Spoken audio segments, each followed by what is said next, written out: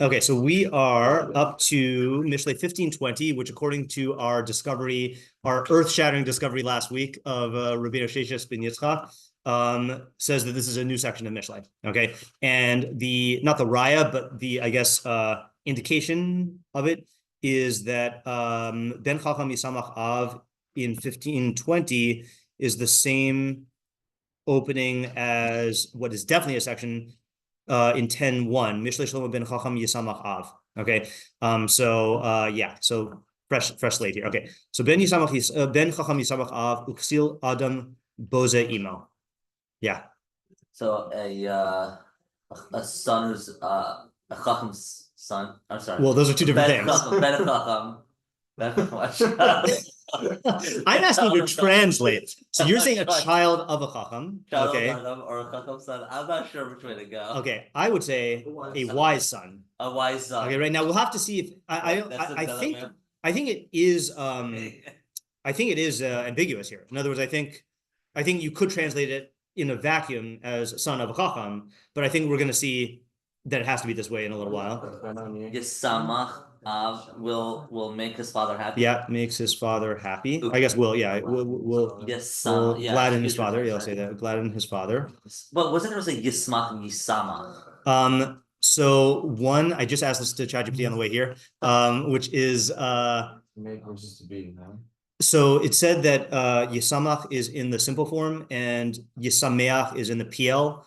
And so what that would mean is that whenever I've asked anyone like what PL means, they say it's intensive, and so like I don't exactly know how to translate that into English terms, but that would mean like if it was Yisameach, it would be he causes his father to be happy, right? Like it's like a more thing, whereas here gladdens his father, like it's less intensive. I don't know how to say it, but yeah. Uksil Adam Boiza Imoy. Boiza Imoy, yeah, good pronunciation. A man who's a fool or a foolish man will be mevazes. Yeah, I would also say fool of a man. Yeah, like a fool of a dupe. Fool of a man. He disgraces his mother. Yeah. Disgraces. Any other translations for boze? Embarrasses. I don't think. Degrades. I think degrades is good. Which is similar to disgraces. I'm just looking for synonyms here. Scorns is the other one, right? Vayivez Esav es Bechora does not mean that he disrespected it. It means he like spurned it. Spurns is another one. Right? Spurns his mother. And what was the other person that you just showed us? The other one was very similar. Ben Chacham Yisamach Av Uven Ksil Tugas Imo. A foolish son is his mother's sorrow or depression. Tugas. Yeah. So the question was Tugas and. Yeah, right. So we're gonna approach this one on its own. I mean, we can like maybe afterwards compare it. I also wanted to say that I think. Tell me if you disagree with this. I think if you just had Ben Chacham, you wouldn't know if it's the son of a Chacham or a wise son. But I think Ksil Adam definitely points to the fact that it's a wise son, right? Because otherwise it wouldn't be opposites. But it's also Ben Chacham Yisamach Av. That means son of a wise man is going to make his father happy. Meaning you're describing his father twice. It just sounds weird. Son of a wise man. Right. Although you could just say that that's part of defining the circumstances, meaning that a son of a wise man will make his father happy, but a son of someone who's not a wise man wouldn't necessarily make his father happy. So why not just say like Ben Emo or. Well, all Bens are from the emo, but yeah. What do you mean? I know what I mean is like Uksil Adam, like. Okay, right. So that would be a question. That would be a question I have to ask. Yeah. All right. So let's lined up. Okay. Yeah. Fine. So let's do the translations first. Okay. So Targum Sadigon says Uksil Adam, the Adam Haksil, the foolish man. Don't know why he has to add the, but we'll write anyway. The foolish man, or the man who is a fool, or the man who is a fool. Okay. Then Targum. I did not bother to look at the grammar here. Bra Hakima. So I think that is just a straight translation. Yahde la'avui. So that's like from Vayichad Yisro or Chedva, right? So he gladdens his father. Ubra Sachla. Also, it adds in foolish son, right? Meshit Imen. That one I do want to look up. I think Shat. Is that how it translates for Vayivid Esav as a Bechora? Let's just see. My Targum memory is stirring. Yeah. I know I've told you this before, I think, but I remember when I first I guess it was my second year in yeshiva because it was Moshe Zucker who was there. And, at the time, Moshe knew, I mean, he still does, know more Aramaic than I do. And I remember him telling me, I'd only been doing Shnai Mikra with Onkelos for like 2 years, I think. And I remember him telling me that he said something like, oh, yeah, when I get bored with Onkelos, I just try to guess what he's going to say next. And I was like, how could you do that? But then after you do Shnai Mikra for long enough, then you start to either guess or remember. So let's see if I'm guessing this correctly. Targum. Vashat. Yeah. Vashat Esav Yas Bechirusa, right? So it means so it's just a straight translation. So I don't think we need to get anything out of here other than the adding son, which simplifies stuff. Okay. So let's move this here. Okay. He's saying instead of foolish man, he's saying a foolish son, kind of to make it like Mishlei 10:1. R Sheishes says a wise son gladdens his father, but the foolish man shames his mother. So you went with what you said, shames, yeah. The reason why I don't like shames, what would you say is the opposite of bizui? Like what? Kavod? Yeah, kavod, right? So I think that's why I don't like shame, because it's referring to the effect. Sorry, not the effect. The character of the activity. Like you can be mavaze a talmid chacham without him getting embarrassed about it. But it's like that's the implication I get. I don't know if it has to be that way, but that's why I don't like going to shame. Also, with shame, we have other words for that. Like what was that? You're thinking yachlim, right? Yeah, right. Not kilai. I mean, Kalima. yeah, chlima, right? Chlima, busha, cherpa, maybe even, but yeah, okay. So right, so you have ben mavish, you have a son who's shameful. So I feel like that's already a Mishlei archetype. All right, Rav Hirsch says, oh, this is very, very expansive translation. A wise son endeavors to gladden his father, but the most unwise among men, where's he get that from, is one who despises his mother. So I don't really care about that stuff, but what I do care about is one who despises his mother. Yeah, it's saying he is a boze imo. It seems like he's reversing. It's not saying that it's reversing let's say it's the cause and the effect. Like it's saying because he's boze emo, that's what makes him a ksil adam, as opposed to I hear, yeah. Someone who is a ksil adam. This is something he just does, right? Yeah, right. So yeah, again, I don't know why he goes out of his way to say the most unwise among men. I don't even think that's how Rav Hirsch usually translates ksil. I just don't know where he's getting it from. I think he's probably taking it from the opposite of the chacham. Oh, that could be. I mean, right. Missing in the second half. Right. That is true. It's just strange to do that. I feel like probably if he's done this before, we would have seen it because there are a lot of psukim with ksil. Yeah, Oren? The fact that he also adds in the word endeavors seems notable, because he's not saying, because the pasuk, I mean, the straight reading of the pasuk would seem to be that this is like an automatic thing, right? But Rav Hirsch saying like the wise son could actually fail, but it's that they try to do this. It's like an attitudinal thing. Yeah, I think that's interesting, and I also don't know if that's Rav Hirsch like being medayik from Yisamach. I think Yisamach is just normal to say it. I think that's what he's doing. I mean, like that's the interpretation. It's an interpretation. It's not like right. Yeah, that's the question. Is this an interpretation or is this part of the translation? Yeah. And then there's I don't really know. And then Alter says a wise son gladdens his father, but a foolish man scorns his mother. Okay, fine. I'm just going to move these in case we need them again. Okay, what was the question that we already asked? Yeah, right. Why is it why ksil adam as opposed to ben ksil or just ksil? Okay, yeah. And then I'll put the question, which we may or may not answer. What is the difference between 15:20 and 10:1? Yeah, Moshe. Is there a difference between a ben chacham and just a chacham? Right. So I guess what is implied by davka ben chacham as opposed to chacham? I guess obviously it's using ben because it's in the context of a ben av relationship, but the question is I'll just say it. Obviously it's saying ben because that's what's relevant. Okay, but is ben chacham at all different from chacham? For example, like in age, in midos, whatever, etc. Yeah, Isaac and then Oren after. Yeah.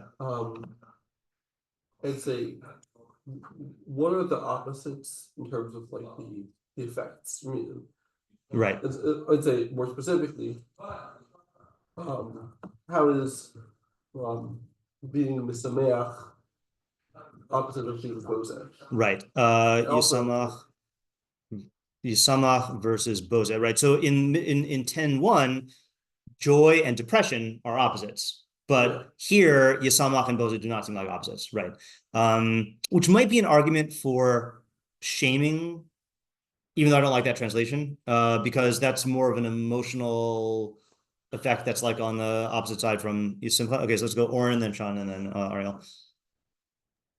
So I know that there's another pasuk they like to demonstrate this idea with, but is it like reflexive, meaning is it both father and mother at each end? Right. Or is it Right. davka father and davka mother? Correct. Okay. So yeah, the other pasuk I demonstrated with is 10:1. So is this davka the av and davka the aim, or does each half apply to both parents? I had an etymological dream about Oren's name last night. I just remembering this now, that I said in the dream I was explaining to someone that Oren means bird, and I was trying to say the word fingernail is tziporen, and saf means to float or surface. And so I was trying to explain how they call it a tziporen because it resembles a bird beak. Not true at all, but that was what I dreamed. Yeah, Sean. Yeah, what about the chachma, and what about the xelos results? Yeah. Okay, so what is the cause and effect relationship between the chacham quality of the son and the simcha of the father, and the foolish quality of the adam and the bizui to the mother? Yeah, Ariel. And in what way will the Ben Chacham and the Ksil Adam be Adam Mevazor or Yisam? Yeah, I'm gonna make that into the same. I feel like that is that different from this question? What is it called? I think this is just a more specific way to ask the question, which is like, how does the chachma quality make the father rejoice? Right? In what way? Unless you're asking something else. That question is more like the effect on the mother, but I'm asking more like, what is he actually doing to do it? Okay, so I'll say Make it happen. what is each of them doing to make it happen, which to me is saying what's cause and effect, but that's just me, maybe. Yeah. Is this specific to Chacham and Seal? Like something about those characters specifically? Yeah. Or is it like Good quality, Mishlei, good Mishlei, Mishlei. Yeah, right. yeah. Right. Okay, so let's actually make those into definition questions here, which is or not make it into definition questions. First, ask the definition question is, what is a ben chacham? Sorry, what is a ben chacham? And then what is a ksil adam? Ksil adam. And then I will put this under here. And then the question was, is this davka these two archetypes, or are these stand-ins for like generically good Mishleic actor, good or bad Mishleic actor, right? I think one is now a sub-question as well. One is a sub-question, yes. Right. Whoops. Okay, yeah, Ariel. Well, what about the opposite in terms of like the foolish son towards the father and the Chacham towards the mother? What would the relationship between them? Right. So what yeah, and yeah, I'll make that a separate question, I guess. What about the opposites?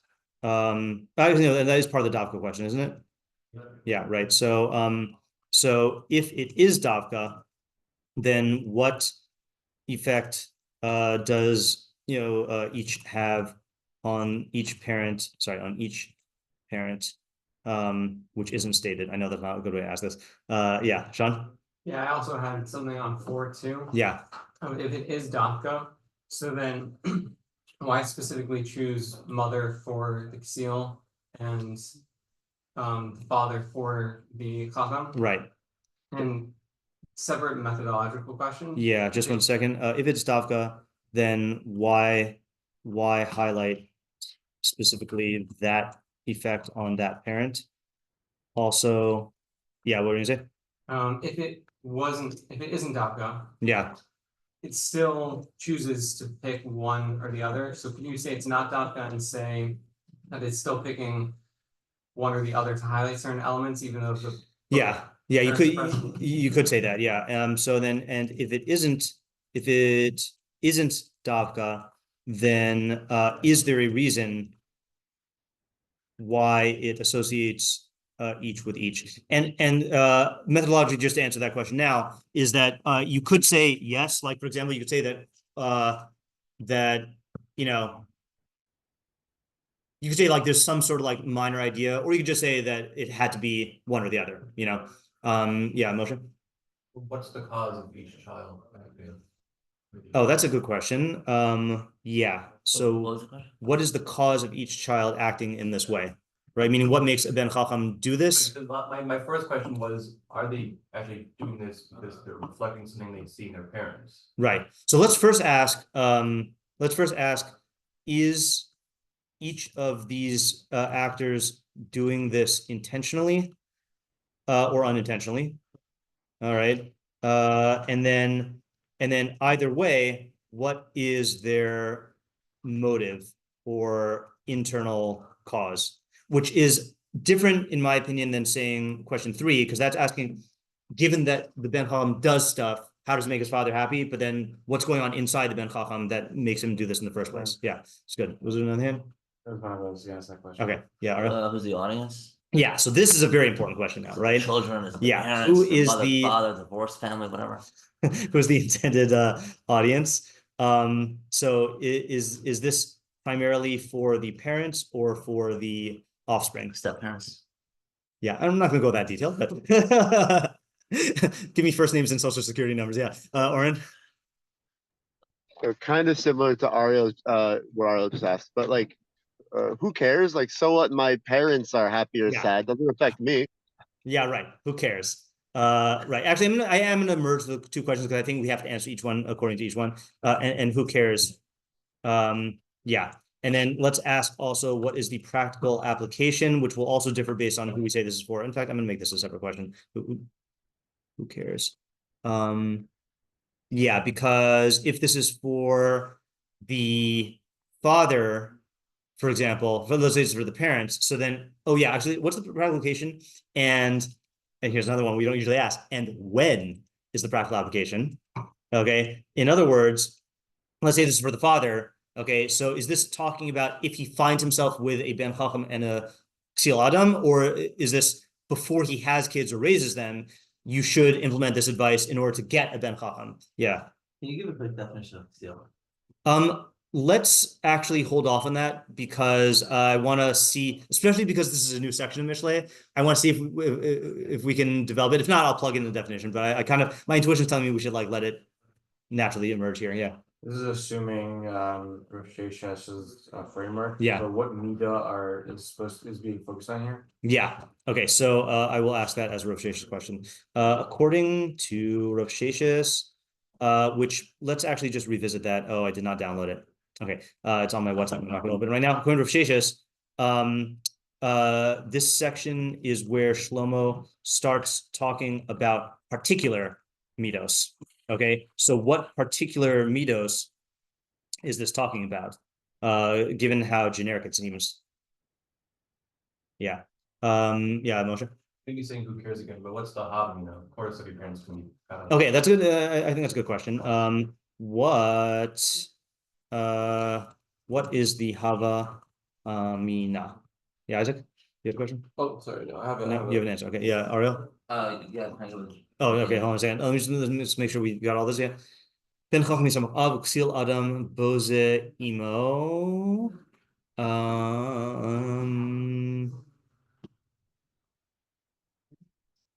I feel like there's one more question.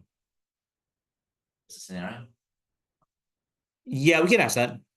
That's not the Seems question, though. no, that's not the question, but we should ask that. What, if any, is the specific decision making scenario? Okay, well, we'll move on and we'll see if it comes up. Yeah, you have an idea? Yeah, so I'm reading Boza as sperms. Yeah. And I'm just gonna try to explain. Oh, maybe that's the question we didn't ask. What does boza mean? Yeah. Right? I mean, we kind of asked what the effect is, but we didn't directly ask what does boza mean. Yeah. Okay, what does boza mean? Yeah. Yeah. So I think the Xeon is someone who he almost like wants to pretend that like I think I'm gonna say this is both the Ben Chacham and Xeon are both adults. Okay. So and it's about how they are relating to their parents once they grow up. Okay. So And it's talking about how they relate, I guess, or how they relate, what effect they have on their parents. no, Right. about how they relate to Okay, them. about how they relate to their parents when they're grown up. Yeah, Okay. I guess I'm kind of thinking of a approach type of Okay. way. The Ben Chacham wants to be learning parents. Yeah. I mean, I think he is, but that's like It's intentional. it's intentional. Yeah. But I'm gonna focus on the second half. Okay. But the Ksil Adam is when someone's a Ksil, they don't like feeling like they were ever like dependent on someone else. Mm. So even like his mother, who he would like have the like he should have the closest like emotional relationship to. Yeah. He scorns her. Mm-hmm. And that's why it's Ksil Adam, Right. Not Ben Ksil, right. because he's like I'm a person, I'm not, Mm-hmm. And so yeah. That's... Okay, so the second half is saying that the Ksil doesn't want to acknowledge that he was ever dependent on, or I'm going to add here, under the auspices of auspices of his mother. So he scorns her to the point where he doesn't even associate himself as her son. He's just an Adam, right? Okay, all right. So Yeah. Good half approach Yeah. here. I also want to say it should be easy to come up with a rhyme, right? Because you've got a wise son makes his father glad, but a fool of a man makes mom look bad, right? Yeah. Fine. Yeah, Ezra. I have a different approach. Yeah.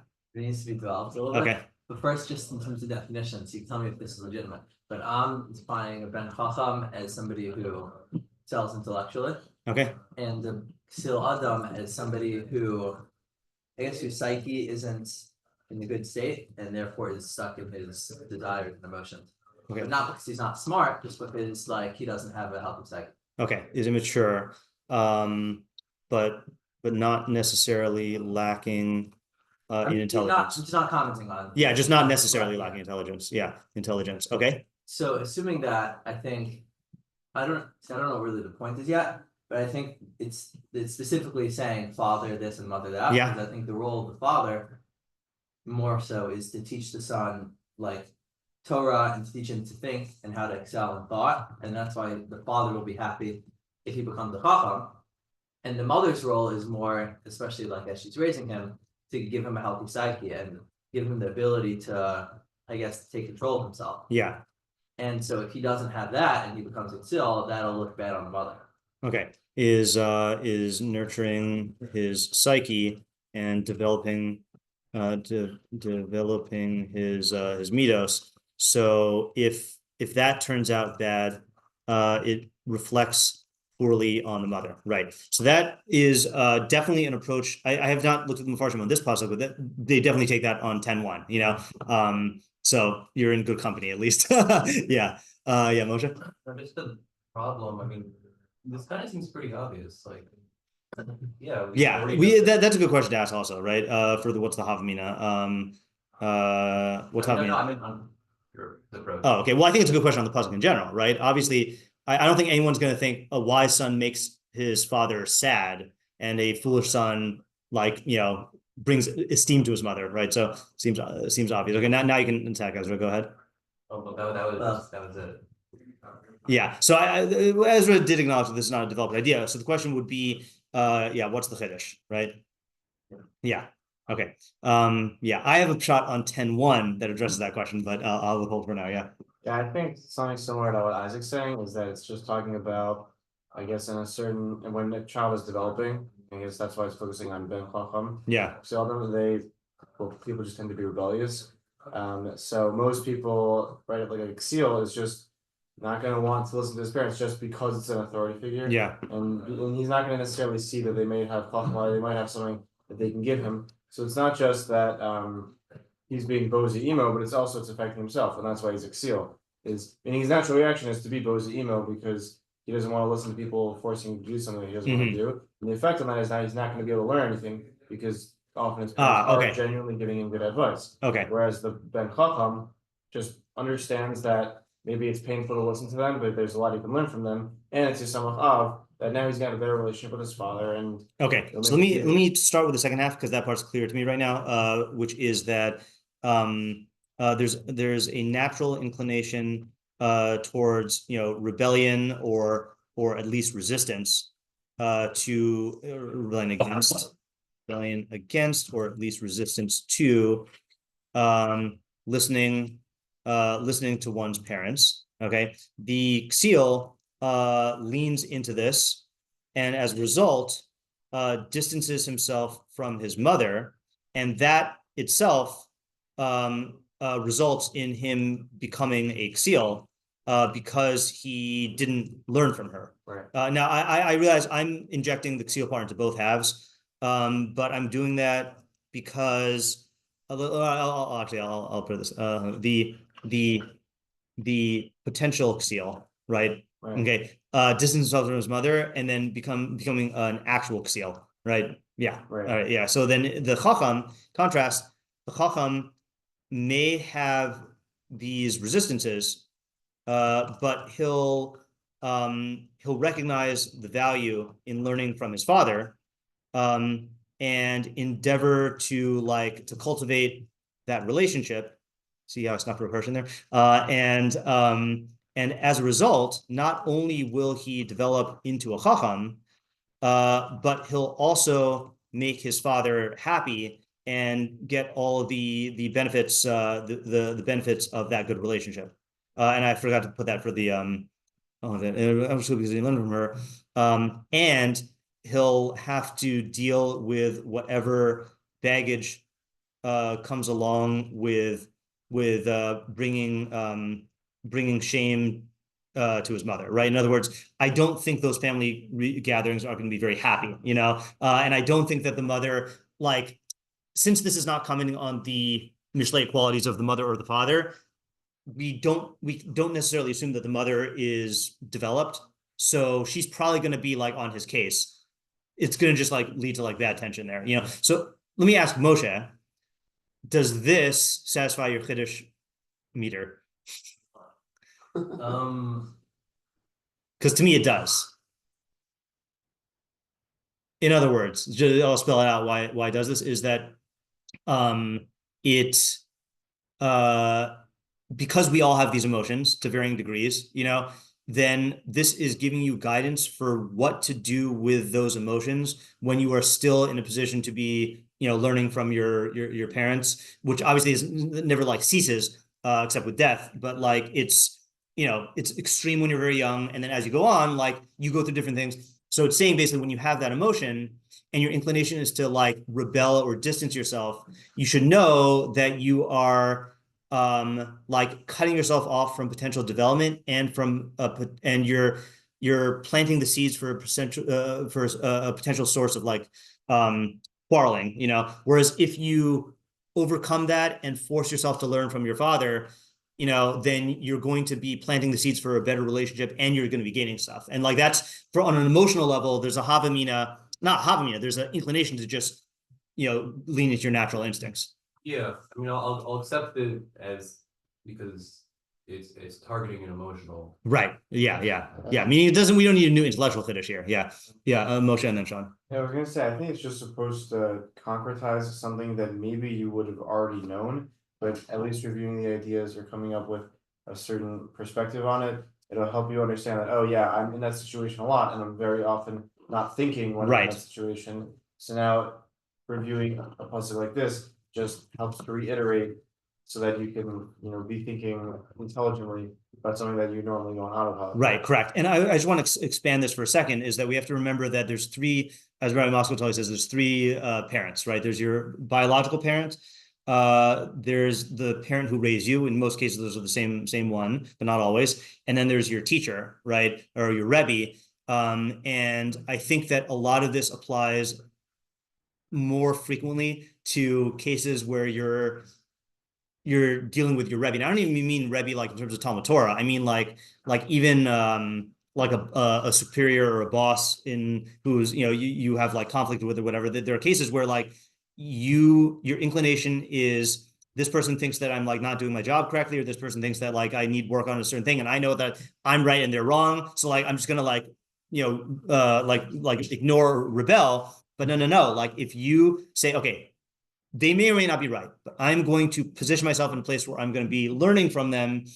That's definitely going to help the relationship, if anything. And I might actually gain something, which is going to help me in the future be a better employee or whatever. So I think it's like, even once you're done with the parental stage as a kid, like this applies to many other cases. I've actually seen this, now that you're saying that, I've seen this exact thing. Yeah.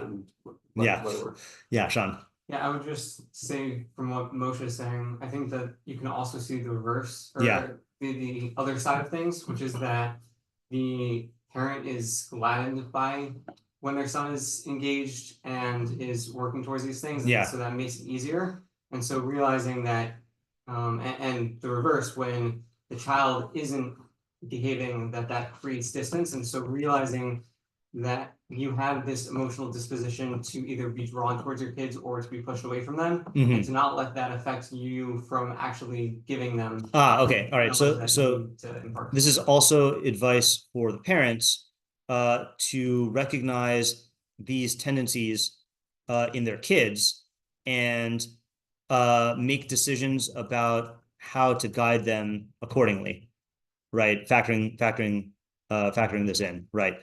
Yeah, that's a mistake a lot of parents make, right? Is I was gonna say ignoring, or sometimes even like intentionally doing stuff to like assert their authority, which just it reminds me of halakha. I just want to read the halakha really quickly. I forgot if this was mentioned in the Sunday shiur that Rabbi Penny Rosenthal gave, but halakha that needs more press. Mamrim 6. Yeah, no. Hamake beno gadol. So if someone, hold on a second. No, that's not. It starts here. Yeah.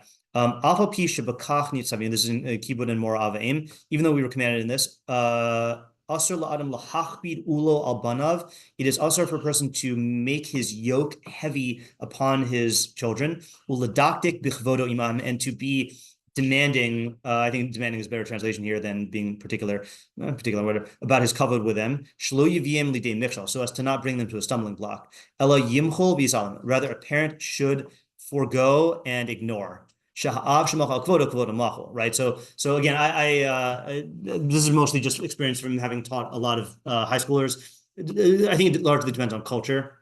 Is that there are parents who like, keep it off aim, like you have to do this, and they antagonize their kids and like stoke this rebellious emotion when they shouldn't do that, and it's so great to the point where the next halacha says, "V'hamake b'no hagadol," someone who strikes their son who is not a minor, meaning presumably b'no gadol means like bar mitzvah, and above. Menadina, so we put him in nidui. We put him under ostracism. Shari hu over al lifnei iver lotiting mishal. Like we actually say that you are actually over lifting iver lo sitin mikshel because it's such an automatic thing that you're going to cause your kid to not honor you, you know, if you hit him. Yeah. I thought it's because he might hit you back. Oh, that might be also. That would be Same- also. Similar point. Yeah. Okay. Was there another hand? Wait, just for Moshe, why the mother and the father? You can't agree. I don't think you need to answer that, right? I think it applies to both. The right term inside. So it's just using emo poetically. No. This is the ABCD pasuk that I call it. Is that it means ben yisam chacham yisamach avi v'imo uksil adam boze avi v'imo, and this is just the way that it says it. Okay. It's a very common thing throughout all of Tanakh. Yeah. Oren? I don't know if this is a new thing or just to be nuanced to what Moshe is saying, but I don't know if you have to say that like the Ben Chacham is like always necessarily listening to their parent and the Ksil is always not doing that. But it's more just that in the way that they go about that relationship, it's one of respect or not respect. Meaning Right. you could disagree with what your parent tells you to do. Right. But there's a difference between being like, I'm not doing that, idiot, versus like, I respect that you said that, but I just think that that's incorrect. Yeah, correct. Right. Yeah. So this is I did not mean to do. And that's what the bizoi and the yisamach is meaning. Right. I mean that it wouldn't be a bizoi to not listen to your mother. The bizoi would be to not listen to your mother in a I don't know, harsh way. Yeah. So it doesn't mean that the Ben Chacham is always subordinate to his father and accepts everything he says. Rather, the pasuk is commenting on the general tenor of their relationship, and then ditto for second half. Yeah, Isaac. I think my point about the second half can apply to all of these, that it's the reason it's Ksil Adam and not Ben Ksil is to whatever extent he can, he's distancing himself from the Ben relationship. Yeah, right. I think so also. I do want to point out, by the way, that I think the move you made that is I think that move is a possibility, but I think the best move you made is by saying that it says Adam to clue you in that we're talking about adult children, you know, meaning a mature Ksil, not mature emotionally, but like, you know, like an adult Ksil. So then you see that the first half is also talking about an adult, but how the adult views his parent. Whereas in Mishlei 10:1, that sounds like it's talking about kids who live at home. You know, so I think that's a certain move that I'm more certain about. Okay, let's start. Let's look at the Metzudas David. Yeah, David. We'll look at the David before the Metzudas. Yeah. And on Ezra's idea. Yeah. So I think one other aspect is I think that people have this assumption that if I'm like a great Chacham, then like anything else I could be a Ksil person, like stupid way of living, but like I'm so smart, everyone thinks that I'm great, and like that's all you need. Yeah. I think that the aim and just I think there are certain people, and I think women in general, who do have like a greater sense of like this person, there's something lacking with his character. I think that this has been suggesting that someone who, just because you are like successful in this one like intellectual prowess does not mean that you can, that all other things, forget about, you're just an amazing person. There's like a lot of harm that can come to you and from others without that. Yeah, agreed. All right, let's look at Sorry, about my idea. Yeah. A question that was bothering me is what's the practical application? Yeah. But I think I think being aware of this as a phenomenon, sometimes that I feel like that is a practical application in and of itself. Like when you see that you're withdrawing from your parents because you feel like you don't want to, calling this into your conscious awareness. This is a phenomenon that, there's a Ksil-ish tendency to be withdrawn from your parents. Yeah. I think it's good. Yeah. So it's not a specific application, but showing you that keep this phenomenon in mind and be aware of it when you make other decisions. Okay, so the Metzudas David says on 15:20, Yisamach av bir oso b'moshav hachachamim. did not see that coming. When he sees him in the session of Chachamim, meaning like the social class of Chachamim. When the father sees the son. When the father sees the son, yeah. Boza imo hiderech nashim legagea al b'neihem. So what does that mean in I think that's one of those onomatopoeia, like means like to, what is it? Modern Hebrew means to miss. Oh, maybe it means to miss. Okay. You haven't seen them in a long time. You say that I think this is like to spoil, like legagea al b'neihem v'limnoa mehen shevet musar. So to dandle, maybe, I think is that a word? Fawn over. Dandle. No, that's to move a baby up and down in a playful way. Yeah. No, that's not what I was thinking. Yeah. That's not like a formal, not new way. yeah. Oh, I think like dandling on your lap, like right, bouncing up and down. So that's not what I meant. So legagea. So I think contextually means like to favor, to fawn over, maybe is the word, their children, and to withhold the staff of discipline. Brios mavazin osam lomar arur shezeh gadal. So and people will insult the mother through these kids, saying, "Cursed is the one who raised this guy," right? Like that makes much more sense. Yeah. And Mavaz and Osam, not Osam. Interesting. Okay, that makes better sense. You know what's weird? I'm sooner to assume that this is a typo. I don't think you have manuscript differences in Metzudas because that's very, very recent. Oh, there we go. Then I can even assure that even more. Okay. So yeah. So what do we see here? Like, what's the main difference between our approaches and Metzudas' approach? Yeah. He's talking about from the perspective of the parents, and I guess how they should relate to their children. Okay, so the advice is for the parents. That's true, right? But I think he's bringing in a different dimension with the bizui and the simcha that we did not, that I don't think we considered, or at least no one said it outright. Is that this is talking about in the social realm, right? Meaning the father, my kid is an honor student or whatever, like my kid sits in the Moshav Chachamim, right? And the mother suffers the societal disgrace when people say like I don't think I actually whatever I was gonna say, like I'm trying to think of, what if we have dictators whose mothers were alive during their dictatorial careers? I wonder, like, we could get insight into, like, I know that's a Russia, that's not a fool, but like the point is that like people will chalk it up to the mother. What kind of mother would raise a kid like this? I don't think we were really thinking about that so much. I think we're thinking within the relationship between the two, right? So let's let this percolate and come back to it tomorrow, Leoneder, and then look at other meforshim. Okay, nice work though. All right, see ya. It seems like tomorrow actually